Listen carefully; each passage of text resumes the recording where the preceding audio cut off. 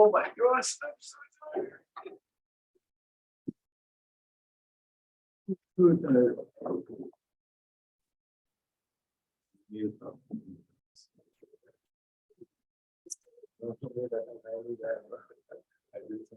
Every time I go to a food, after it's like, it's like.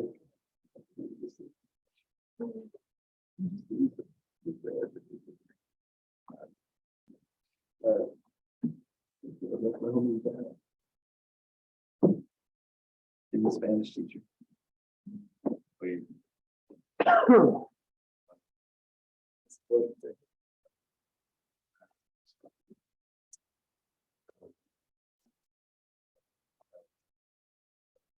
Yo necesito una maleta. I need a suitcase. I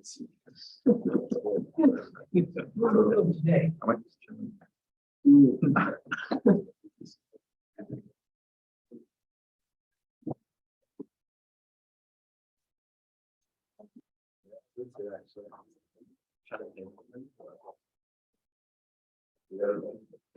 yeah, but you know that's the word.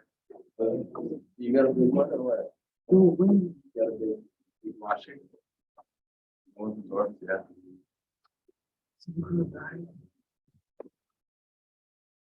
I crush it with a logging truck. You know how the logging truck is crazy. What is a logging? Logs? Like a big ass semi with like big ass trees on it. No, that bring it home to me.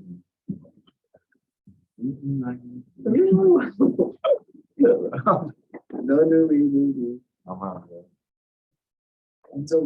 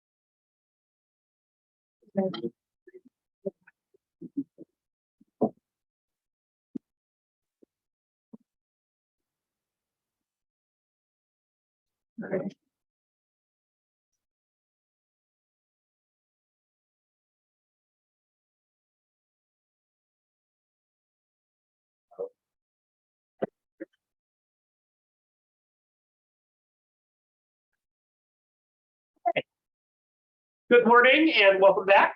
Hope you all had a good weekend. So we are moving right along in the term, getting into week number 4. So in just a little bit, we'll have Riley who will be giving our presentation. So the way we'll set this up is we'll talk a little bit about the theory so that you have some context to go off of. We'll have our presenter for that day, and then we'll get into an activity or application of that theory that will explore it in a little bit more detail. I appreciate you all also taking some time to work on your theory reflection assignment. I should have that greeted with your feedback by the end of this week. So thank you for doing that and working through. So as a quick recap, we spent last class talking about agenda setting theory. So agenda setting theory is our first theory that's really pivoting more to discussing media and how media is reaching a larger audience. If you all have followed some of the big headlines today, you know that agenda setting theory and media are very much in the news, as it was announced this morning that both popular Fox News host Tucker Carlson as well as CNN host Don Lemon were fired and terminated today, right? So there's a lot of kind of ramifications for how a lot of figures from major media outlets share, report the news. That's seen as a common way that a lot of people access news content. So the impacts of that and the attention that has is an example here of the significance of media in our lives and the ways in which both how these hosts very much differed in the way they presented material and discussed the urgency of topics has impacted our understanding too, right? So agenda setting theory is talking in many ways about how media has significant aspects of conveying information, prioritizing information that gets entered into the public kind of consciousness as well. So we've talked about some of the ways that agenda setting occurs, right? The usage of things such as framing and agenda setting to explain the importance of the topic relative to others. For today, I want to take a little bit of time to talk about your next writing assignment for the course, which is not due in 3 weeks, but I do want to make sure that you have some context and information that you feel prepared going into that. And then today's theory is spiral of silence. So we'll talk about that, and we'll have Riley who will be sharing their presentation with us. So just as a reminder, the theory reflection was due yesterday. So if you have not had the chance to turn that in yet, and you haven't reached out about an extension, please get that in as soon as possible. It's -5% for each day it's turned in late. If you find yourself kind of hitting a wall and are in need of extra help, you're welcome to reach out to me. I'm happy to look over rough drafts, outlines, and help you with any areas of confusion you might have with completing assignments. I do ask that you contact me in advance if you're requesting an extension. So you might look ahead to week number 6, and if you know that's going to be a really busy week for you, you might reach out to me about that. So I want to take a moment to talk about the next major writing assignment in the course. So in this course, there are going to be 2 different application papers that you complete. And then once you do that, your final paper, your final project for the course, will be picking one of those 2 application papers and doing a revision to it. So rather than having to write a whole big essay or have to do a whole big exam, right, you instead will have the opportunity to work on one of these 2 papers further, right? And also, we don't have a class meeting for final exams because I know a lot of people are out of here by then, and giving you the opportunity to work remotely on completing your final project, I think is a much fairer thing to do. So application paper number 1 is due on May 14th. So basically what I'm asking you to do is, we've been talking about a lot of different theories. I'm asking you to pick a theory that we've discussed from the first half of the class, right? So all of these theories through spiral of silence today we talked about, and we'll be getting into these 2 later this week, and then these 3 the following week. So pick a theory from the first half of the course, about 2 to 3 pages, double spaced, on margins. What I'm asking you to do is to pick a communication artifact. For each of these theories, I've provided an example of an application, right? Whether it's a film such as Inside Out, a case in media such as the Balloon Boy hoax, or as we'll be talking about today, the role of deaf culture and cochlear implants.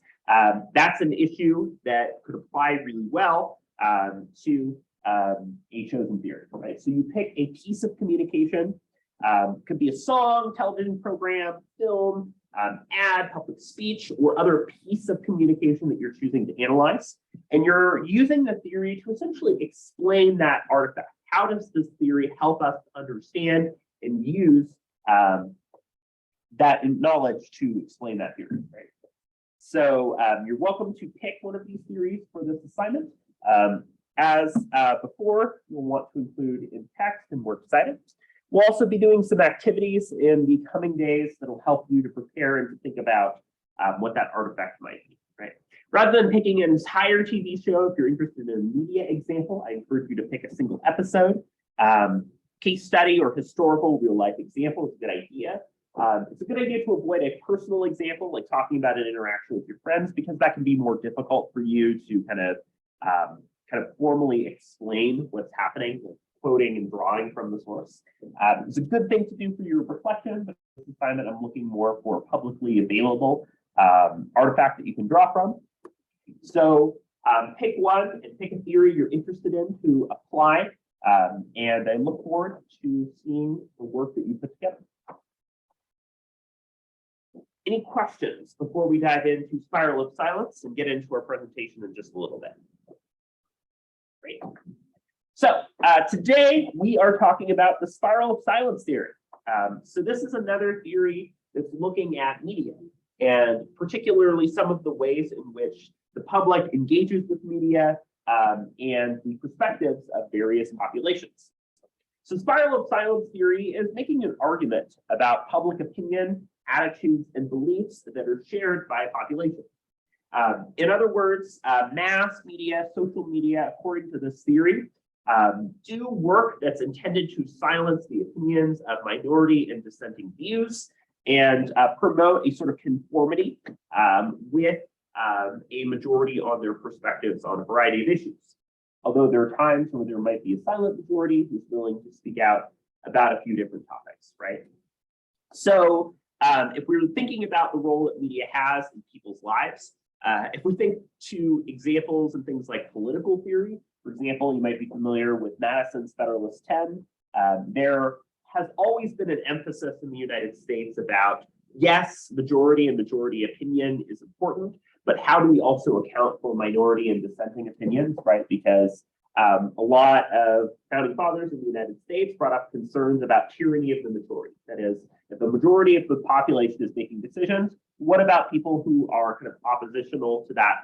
And especially if they're a large chunk of the population not being represented or considered. So a lot of kind of the balance of power in government, including the role of individual states in ability to form a lot of state guidelines and policies, the ability of states to have representation, was an attempt by a lot of political leaders to still allow for representation and input, even when those perspectives are outside of the majority. Okay, so there's been a very kind of concentrated effort in the US to try to promote the expression and perspective of opinions that might go outside of a majority perspective on an issue. But as we know, that's a big source of challenge, right? How do we represent those perspectives? Are there contexts where it's not appropriate for those perspectives to be represented? What do we do with that? So rather than me making a statement about what I think we should do or how to address that, think about this instead as a resource to explain patterns of communication, media, and explanation of media roles. So one example that I like to do that I think really situates this well is to talk about deaf culture and cochlear implants, right? So this is a topic that is, an interesting area of discussion that we'll be getting into in a bit more detail. Essentially, if you don't have any relationship or knowledge of deaf communities, you might be surprised to learn that many members of deaf communities are opposed to what are known as cochlear implants, right, which go in the ear and essentially allow people, many candidates who are deaf, to be able to hear, right?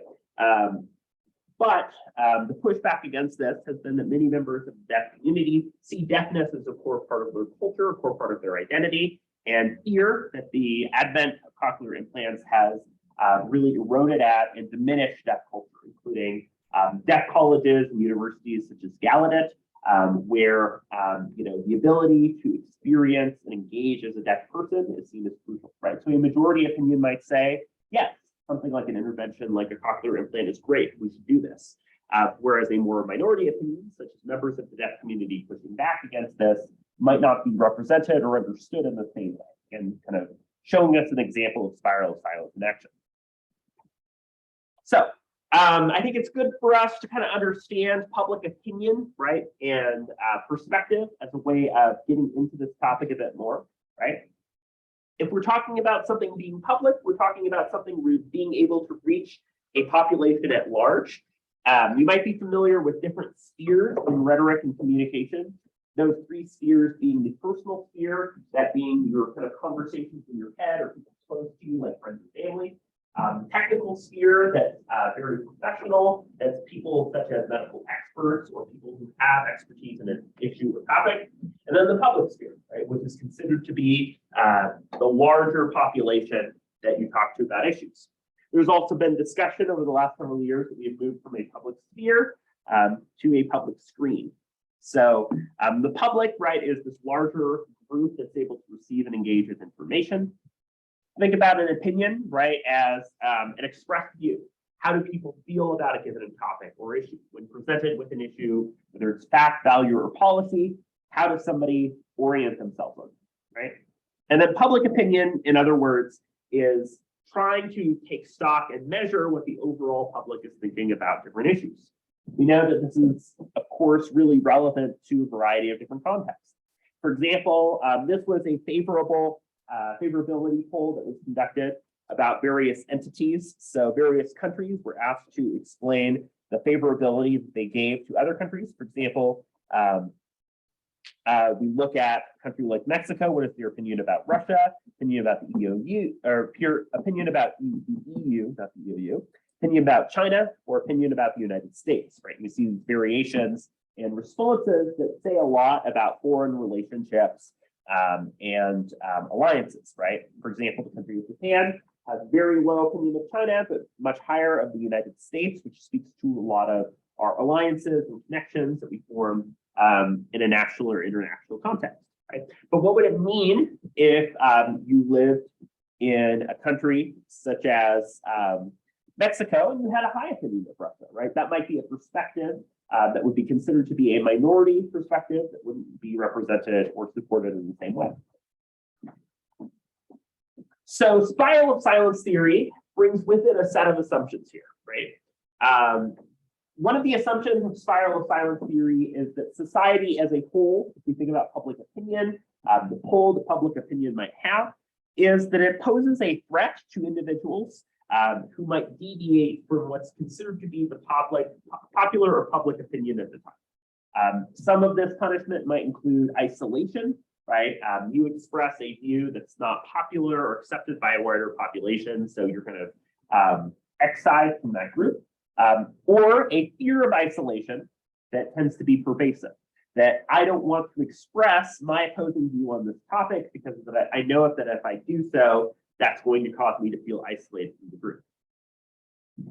Given that fear of isolation that we experience, since we're humans, we're social creatures, right? We don't want to be put all alone in a bubble. We're going to gauge our options, and we're going to be tactful and careful about the ways that we choose to express ourselves to a group. Maybe you're on a committee that's hiring somebody for a job. Everybody wants to hire candidate A, but you're the one person who wants to hire candidate B. What do? You worry that by expressing your view, you're throwing a wrench at things and people will be upset. Public behavior is affected by their assessment of public opinion. That is, we gauge what public opinion and what the overall sentiment or behavior is about a given topic or issue. And given what we think the larger public feels about that issue, what our own perspective that we choose to share is, and what we choose to say or do in that context is going to look really different. Again, thinking about the community or group that we're a part of and how we might or might not relate to that group. So again, this is a theory that's related to media and the role of media in people's lives. So there's a few things to consider here, right? One of them being the idea of ubiquity, or how ubiquitous or pervasive media might be. If media is more ubiquitous, it has a much bigger role in our lives. Again, I like to use the example after 9/11, we switched to the 24-hour news cycle where news, including the online news, the headlines that you get, the push notifications that you get, become a lot more popular, circulated, and known. Cumulativeness or repetition, right, is how much a particular story or issue is talked about. So when we gauge public opinion and perspective on something, how often is something being talked about here, right? And then consonance or similarities. How is media talking about an issue compared to your own perspective on a given topic or issue, right? One kind of classic historical example was the infamous trial of O.J. Simpson, right? One of the things that was interesting about that trial was that they would do public opinion surveys, and on racial lines, there were very large differences in the belief of guilt or innocence of O.J. Simpson, right? Polls conducted primarily for people of color and African-American communities, majority thought that O.J. Simpson was innocent, and in more white communities, majority thought that he was guilty, right? So sometimes the consonants and similarities between how media is reporting on a story versus public opinion are going to differ across lenses of culture, identity, and background, right? You do a poll conducted in Portland, such as an approval poll of a presidential or governor administration, it's probably going to look very different than the same poll that's conducted in Eastern Oregon. So, when we think about these various issues and the way that spiral of silence theory plays out, we have to think about a variety of different perspectives, right? One of them is the hardcore.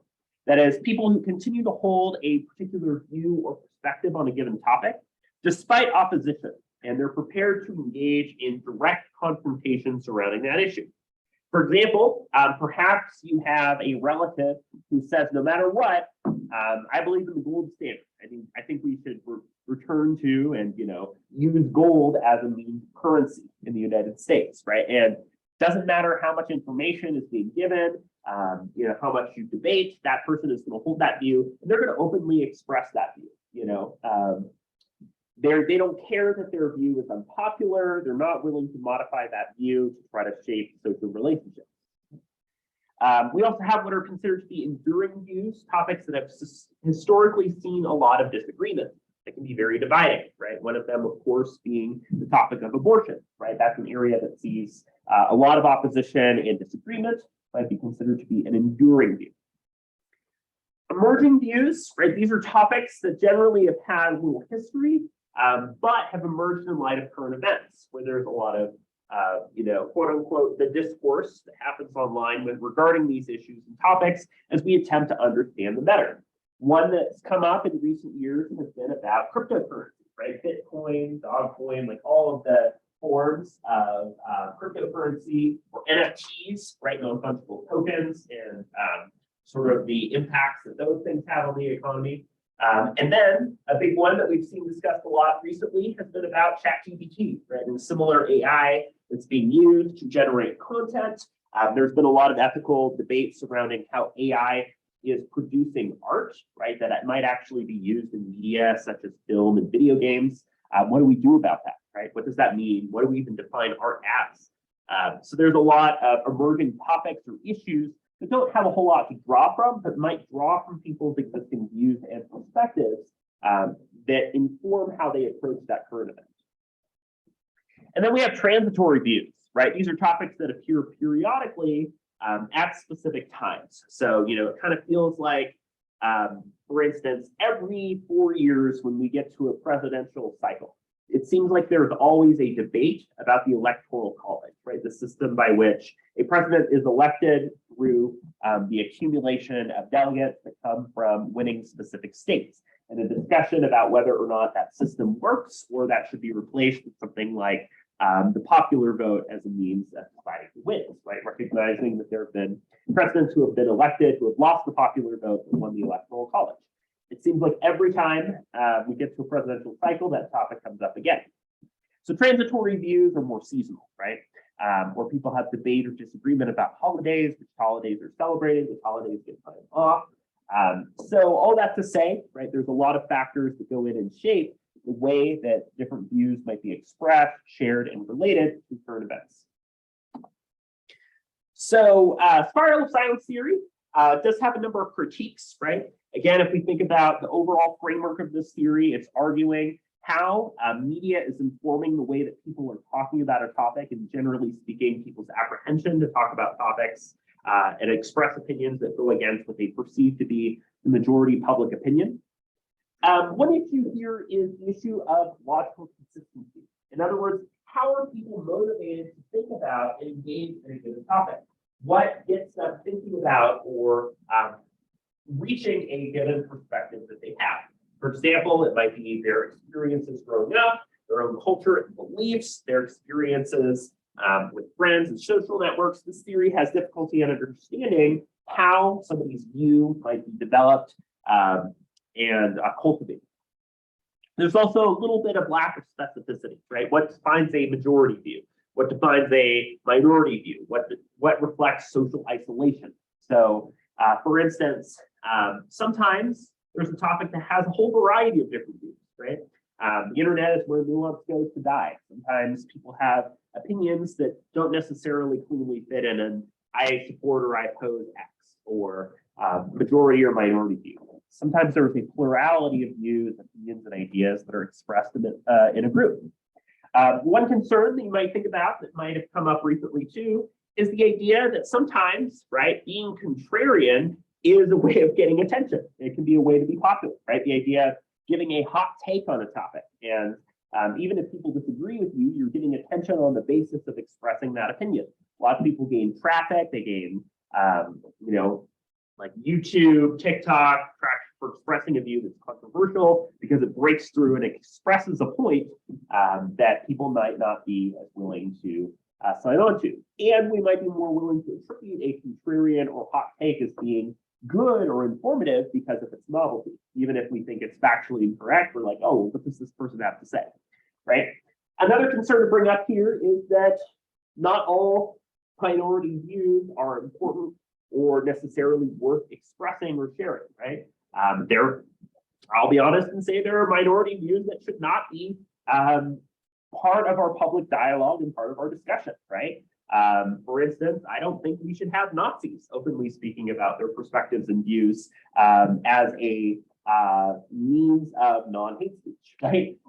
We have to think carefully about how the perspectives and views, even within the context, right, of free speech protections, First Amendment, can cross between what can be considered protective free speech and what goes into hate speech and, illegal forms of communication. Then we have to think about the role of culture, right?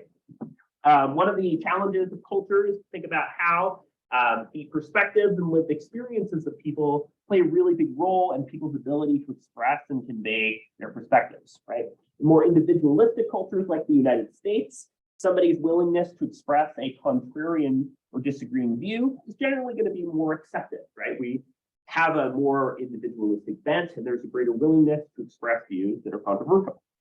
Whereas in more collectivist cultures, right, there's generally a focus on the harmony and well-being of the group as a whole. And given that, in the collectivist bent, there might be greater pressure not to express a minority viewpoint, right? So culture plays a big role in considering how important the factors of social ostracization might be. So again, this is a theory that engages with a lot of controversy, a lot of challenging topics. Again, the theory is presented as an example among many that we can agree, disagree, share our thoughts about. But I do think this theory, is very much related to our engagement with media, how we utilize media, and brings up a lot of important ethical and social questions. So with that being said, we have Riley, who will be giving our first presentation in the course.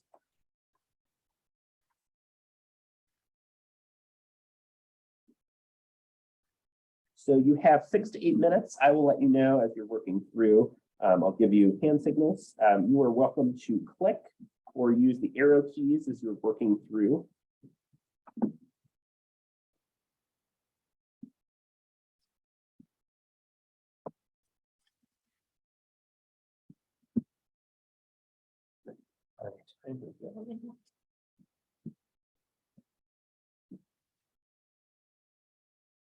All right, whenever you're ready. Okay, so I'm talking about the silence silence today, and the article I chose is by Elizabeth Suhay, and it's called Explaining Group Influence, the Law of Identity, Emotion, and Political Conformity and Polarization. Okay. So the article's main goal was to be able to understand the mechanisms of public conformity, and the sub-goal was one of relating those mechanisms to polarization. And so to better understand those goals, political conformity is the compliance with standards, rules, or laws, and behavior in accordance with socially accepted standards. And polarization is the division into two sharply contracting groups or sets of opinions and beliefs. So before starting any of the experiments, the researchers already had set beliefs of how they thought that the experiments would play out because of past theories and research that had already been done on similar topics. So therefore, they believe that self-conscious emotions would play a big role in persuading people's opinions, because individuals who experience pride in their beliefs are less likely to change their opinions, and compared to individuals who experience embarrassment or shame, they'll be more likely to change their beliefs to mirror the majority.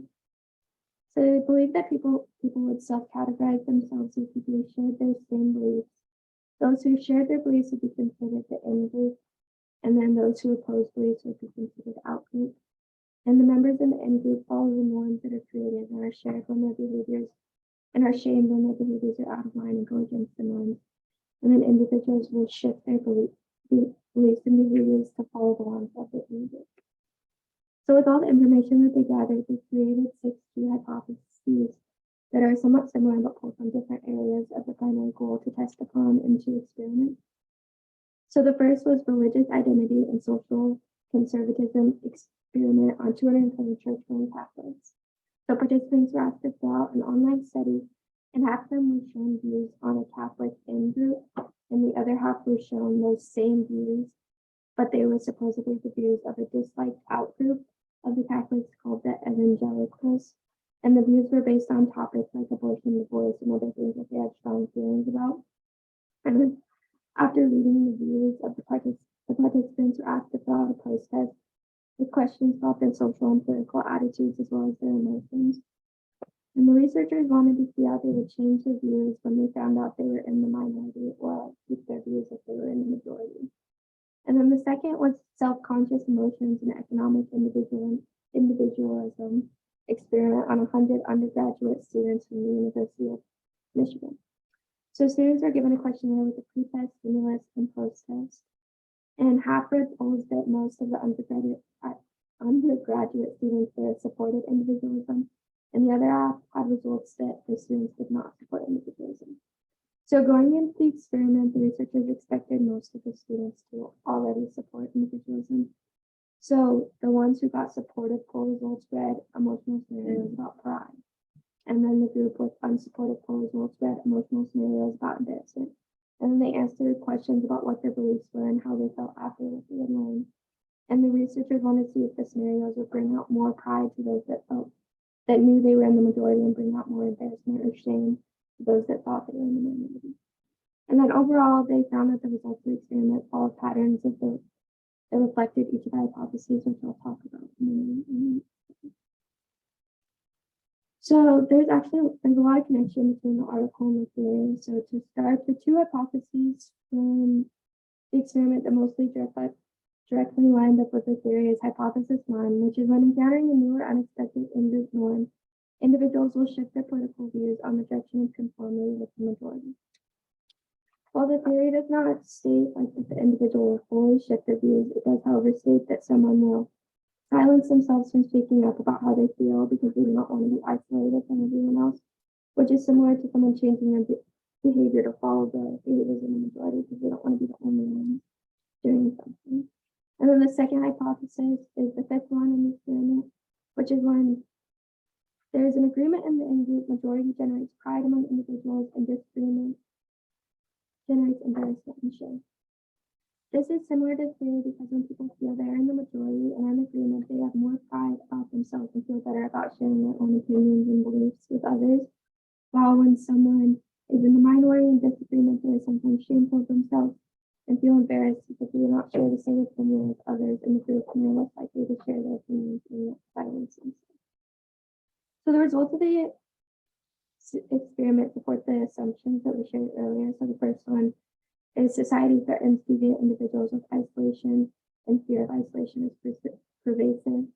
In the experiment, individuals in the study felt shame and embarrassment when they did not have the same value and beliefs as they were reading about. So those that read they shared the views of the Catholic outgroup answered they felt more ashamed of themselves because they shared the views of the group that they disliked or were supposed to dislike. And the individuals that read that most students did not support individualism felt some shame on their own views because they felt isolated and alone in their views. Second, a fear of isolation causes the individuals to try to assess the climate of opinion nearly all the time.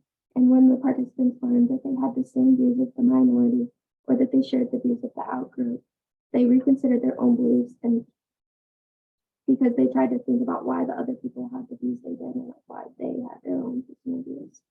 And then lastly, public behavior is affected by public opinion assessment. And the experiment demonstrated that individuals that shared the beliefs of the things they read, they answered their post-test questions more positively, and felt better about themselves, and the others answered their questions more negatively and felt ashamed and embarrassed. And then the article also relates to public opinion because people learn what the majority's behaviors and views are and follow those and even to some extent change their own views.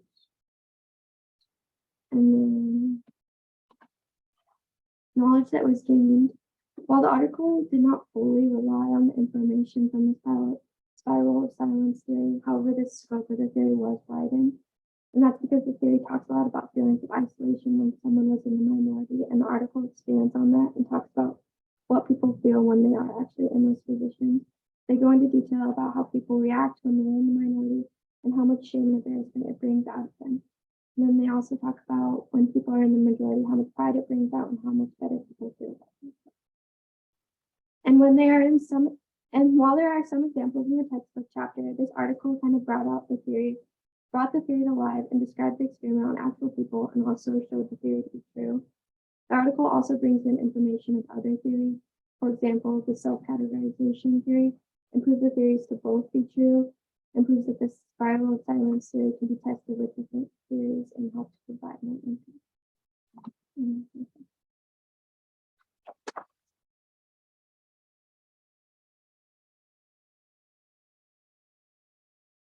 Riley, thank you so much for getting us started on these presentations in the class. These are really great as a way to add context, right? Each of these is asking us to look at the sort of outside article that's discussing or using or applying the theory we talk about from class that day in some way. As Riley kind of got into, one thing that I think is really useful is to think about how the theories in this class are really deeply interdisciplinary, right? They're really connected.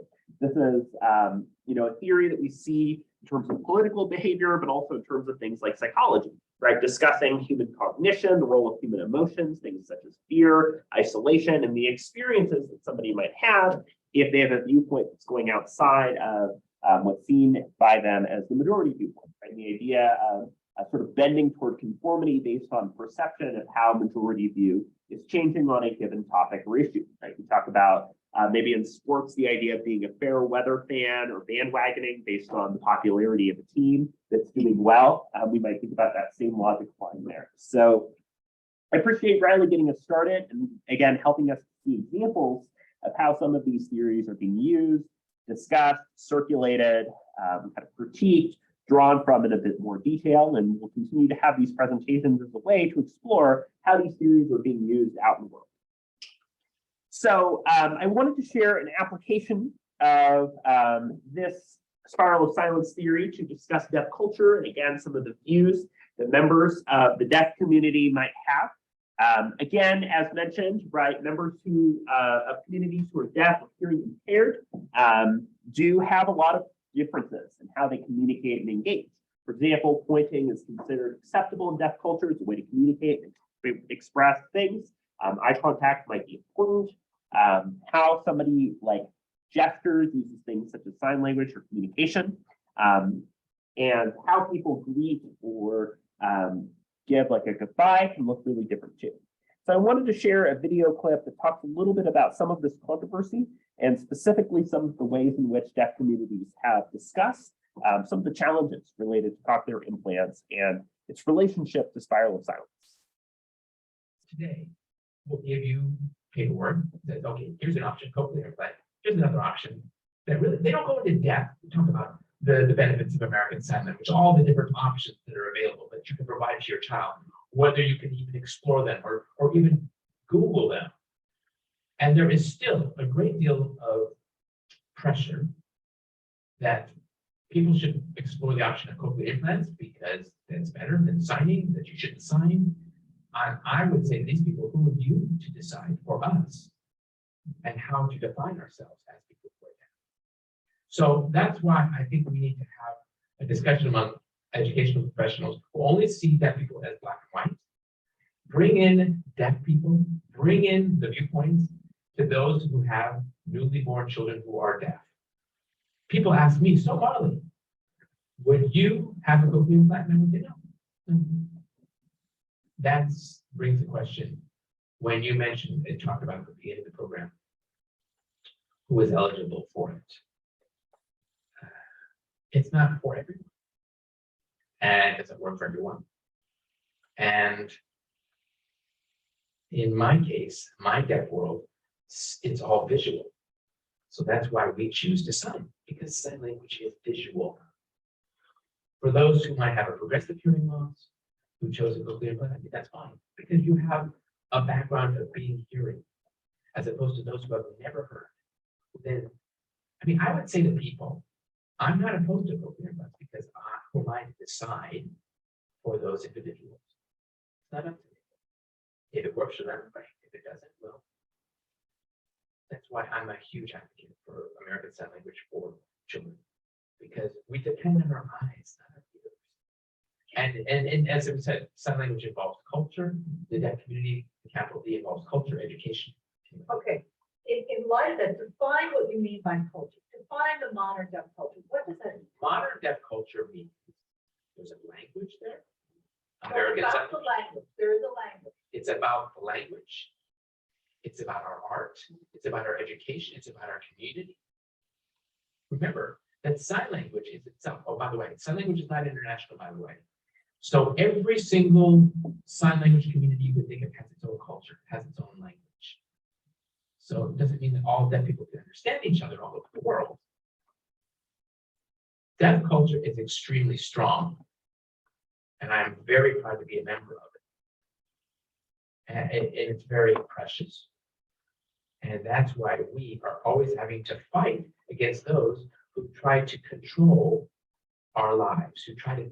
So this example here from Marley is, I think, a way of discussing Spiral of Silence in action, right? As we've talked about, Marley's perspective on deaf culture, on kind of opposition to cochlear implants, or at least herself, or promoting choice. She's mentioning is not something that's readily available, is understood by health professionals, by children. It's not seen as an option, right? It's silenced as an option to express.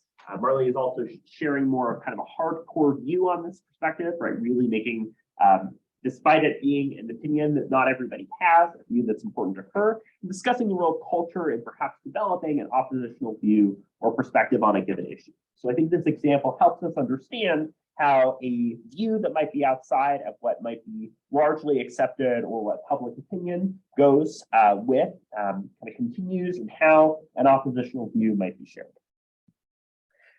So I'm going to ask you all to take a little bit of time in some groups, and I'm going to ask you to do a couple things. First of all, I want you to think about some topics that fit under some of the different categories that we've talked about, being enduring, emerging, and transitory views. And secondarily, how might spiral of silence theory explain how views on each of those topics are discussed? So you might recall enduring views are ones that have historical disagreement. Emerging views are ones that are much more contemporary, and transitory views are ones that are kind of perennial or appear every so often. So I'm going to ask one person to write or type for a group to share and discuss those things in a little bit more detail. To kind of mix things up, I'll have us numbered off for this one. So I'm going to number between 1 through 4. So we'll start over here with 1, 2, 3, and 4. 1, 2, 3, and 4. 1, 2, 3, and 4. 1, 2, and 3. So if you're a 1, move over to this side. 2's in the middle, 3's over here, and then 4's in that back corner. Take some time to discuss, have one person write or type some of your thoughts on this. We'll have about 8 or 9 minutes to work on this.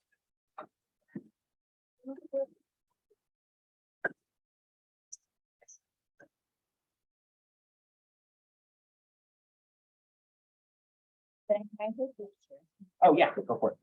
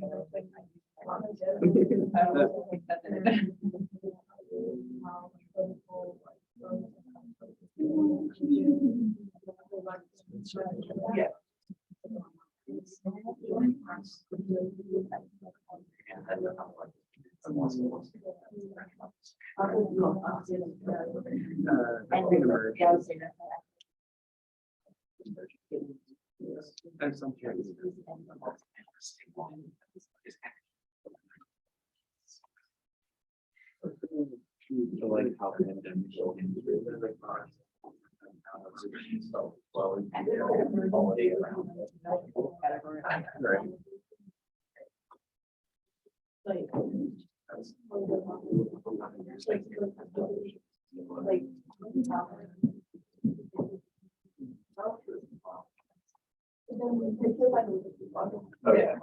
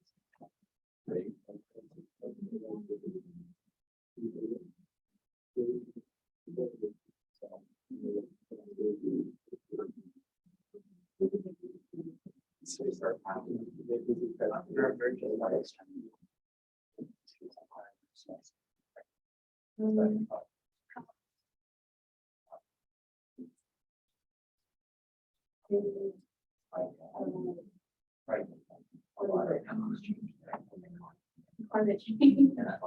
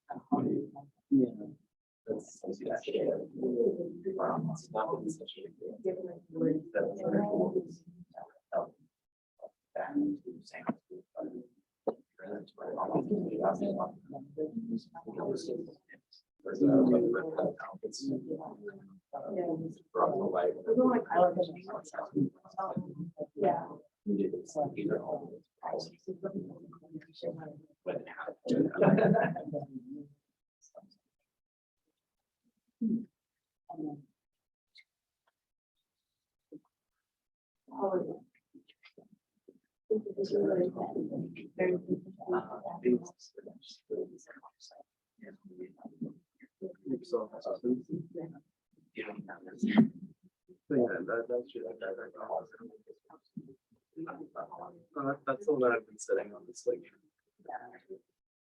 Take about 3 or 4 more minutes to continue your discussion of observations here.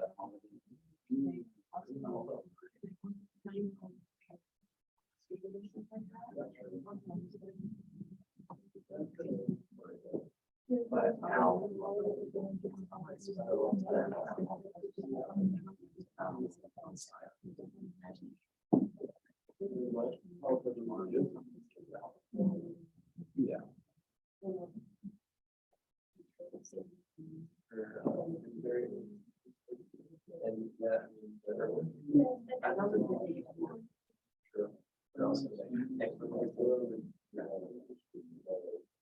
Wow.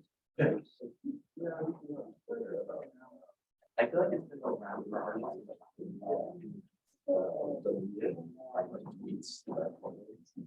That's because I can't say that Daryl. So I don't know what that was. Yeah. It's how it explains that. It's not false. That's the thing. So something's happening. It's like.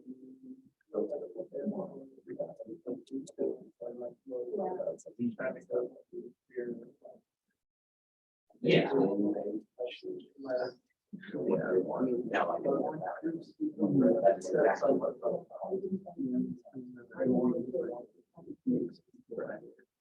So stand by it or follow.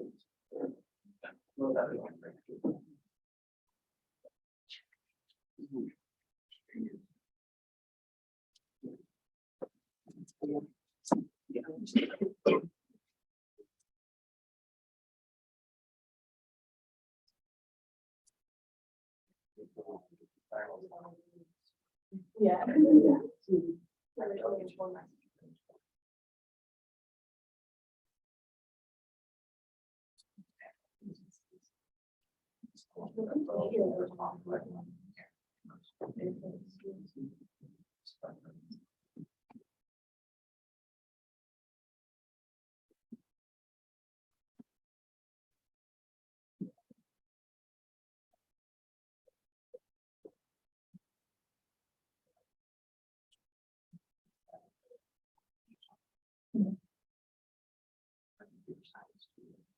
I mean, we always have a check.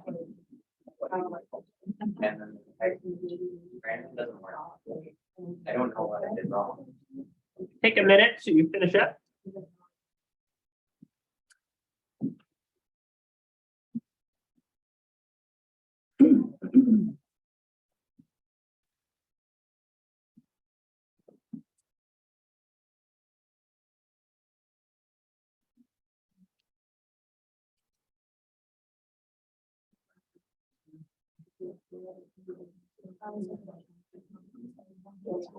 Yeah.